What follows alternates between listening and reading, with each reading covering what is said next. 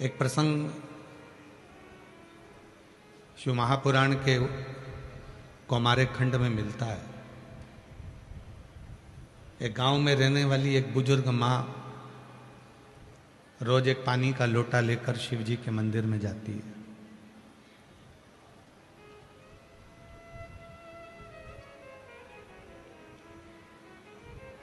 एक बार उसका शरीर थोड़ा सा कष्टप्रद हो गया, उसको रोग लग गया, बुखार आ गया, बीमार हो गई। अच्छा, कई लोग कहते हैं कि भगवान तुमने हमको ये दुख दे दिया, ये तकलीफ दे दी। कोई बीमारी आई और कोई रोग आ गया, कोई बीमारी आ गई तो भगवान को दोष ना दीजिए, बल्कि विचार करो कि हमने पूर्व में कोई ऐसा कर्म करा होगा जिस कर्म के कारणवश आज हमको ये शरीर में भोगना पड़ रहा। अब भगवान को दोष नहीं देना है। कई लोग कहते हैं कि तू तो भगवान के मंदिर जाती थी, तू तो भगवान का भजन करती थी, फिर भी भगवान ने तेरे को ये दुख दे दिया, ये तकलीफ दे दी, ये कष्ट दे दिया। ना ना,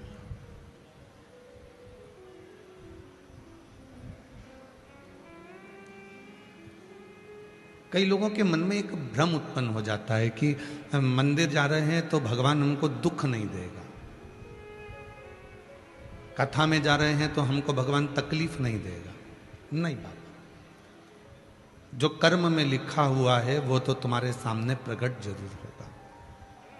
बस इतना जरूर है, कथा सुनने पर, मंदिर जाने पर जो कर्म में लिखा है वो तो तुम्हारे सामने जरूर आएगा, पर कथा सुनने पर, मंदिर जाने पर, एक लोटा जल चढ़ाने पर जो दुख तुम्हारे सामने आकर खड़ा हुआ है तुम्हारे कर्म के अनुसार, उसको तुम्हें सहन करने का बल मिलेगा और तुम उसको दूर हटा सकते हो। वो तुम्हें बल देगा, वो तुम्हें शक्ति देगा, वो तुम्हें विश्वास देगा, वो तुम्हें भरोसा देगा। एक बूढ़ी मां बुजुर्ग थी, बीमार पड़ गई, बीमार।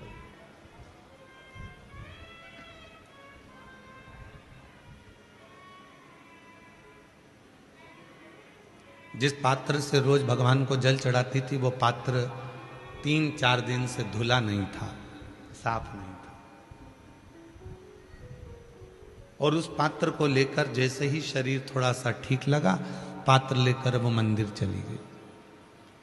शिव जी के मंदिर में जैसे ही जल चढ़ा रही थी कि पुजारी जी ने उसको रोक लिया, महाराज जी ने उसको रोक लिया। ए, बूढ़ी हो गई, तेरे में अकल नहीं है क्या? इतनी उम्र हो गई है, तेरे में विवेक नहीं है क्या? तेरी बुद्धि कहीं मारी गई है?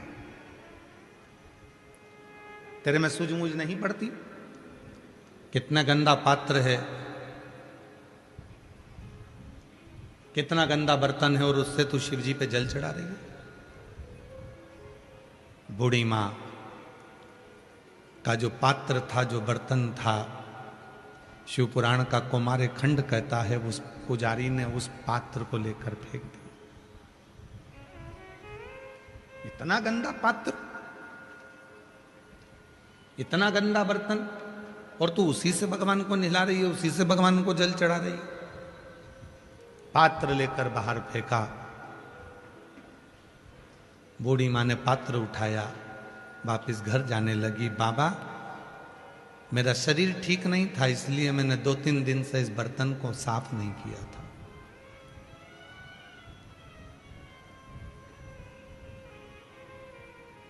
आज भी मेरा शरीर ठीक नहीं है, पर उठकर आई हूं बाबा तेरे से मिलने के लिए, क्षमा करना। पात्र लिया, उठाया, चल दी। आंख में आंसू भरे थे उसके। शिव शिव शिव शिव रटती रटती चली। घर पहुंची,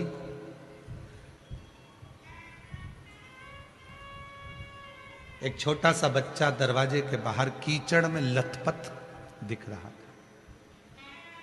शरीर में बहुत सारा कीचड़ लग रहा था, बहुत सारा कीचड़ लथपथ था, बहुत तेज तेज रो रहा था।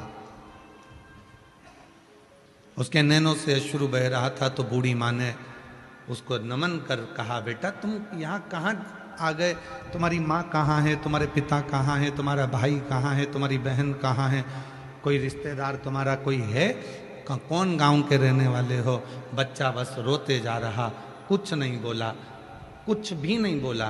तो बूढ़ी माँ को दया आई, छोटा सा बच्चा है, पूरा की पूरा कीचड़ में लथपथ हो रहा है, चल मैं तुझे नहला देती हूँ। और बूढ़ी माँ ने उसका हाथ पकड़ा, अंदर ले गई, बिठाया, अंदर से जल लाई और उसको स्नान कराया, उसका कीचड़ पूरा साफ करा, पूरा कीचड़ उसके तन पर से साफ कर दिया।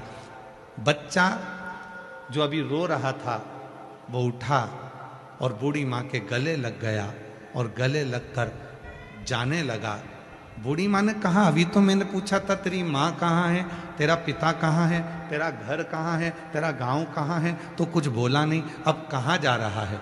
इतने में वो बच्चा शिव का रूप रखकर प्रकट होकर बोला, माँ अब मैं जा रहा हूं, अब मैं मंदिर में पुजारी जल नहीं चढ़ाने दिया और मैं जानता था कि तेरे शरीर में कष्ट है। पुजारी पात्र देख रहा था, पुजारी पात्र देख रहा था और शिव जी कहते हैं, मैं कभी पात्र बर्तन नहीं देखता, मैं तो केवल मन देखता हूं और तेरा हृदय देखता हूं। मुझे पात्र से मतलब नहीं है, मैं पात्र नहीं जानता कि पात्र कैसा है। मुझे पात्र से मतलब नहीं है कि पात्र कैसा है, पात्र कितना गंदा है, कि पात्र कितना साफ है, कि पात्र कैसा है, मुझे उससे मतलब नहीं है।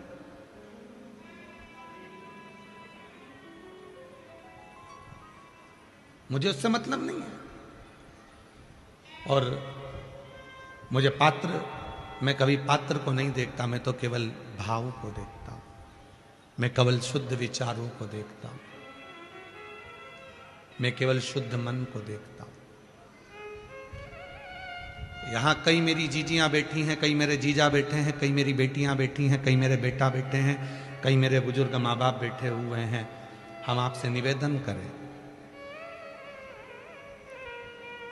कितना भी गंदा ये तन हो जाए, शरीर के कपड़े कितने भी गंदे हो जाएं, चलेगा। तन कितना भी गंदा हो जाए चलेगा, चेहरा कितना भी गंदा हो जाए चलेगा, हाथ पांव कितने भी गंदे हो जाए चलेगा, पर मन गंदा नहीं चलेगा, मन साफ होना चाहिए, मन साफ।